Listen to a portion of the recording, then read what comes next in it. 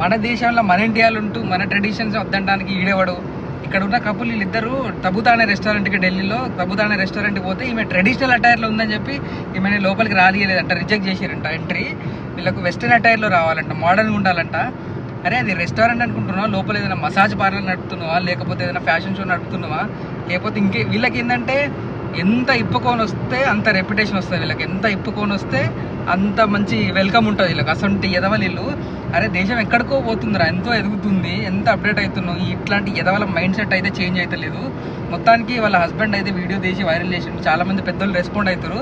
దాని తర్వాత అందరికీ వెల్కమ్ ఉంది, అందరూ రావచ్చు అని చెప్పి వాళ్ళు చేంజ్ చేసుకున్నారు. ఎంత చేంజ్ చేసుకున్నా కానీ వీళ్ళు చేసిన కరెక్ట్ కాదు. ఇట్లాంటి వాళ్ళని ఏం చేయాలంటే, ఫస్ట్ ఆఫ్ ఆల్ మన ట్రెడిషన్స్, మనకి ఎన్ని సంప్రదాయాలు, ఎన్ని ట్రెడిషన్స్ ఉన్నాయి, వీటిని వాళ్ళు యాక్సెప్ట్ చేయనప్పుడు అట్లాంటి వాళ్ళని ఇక్కడ ఆపరేట్ చేయనియద్దు, అసలు ఉండనియద్దు. ఇలాంటి వాళ్ళకి దేశద్రోహులుగా ముద్రేసి మొత్తం బ్యాన్ చేసి పెడతాం. కానీ వీళ్ళు మొత్తం బయటికి వెళ్ళగొట్టేసారు. వీళ్ళకి అంతమంది రెస్పాండ్ కాదు. మన పద్ధతుల్ని వద్దనడానికి వీడేవాడు. అది కూడా మళ్ళీ ఇంకా మంది మీద, మనోళ్ళ మీద సంపాదించుకుంటూ కథలు పడుతుంది ఎత్తవ్వలు.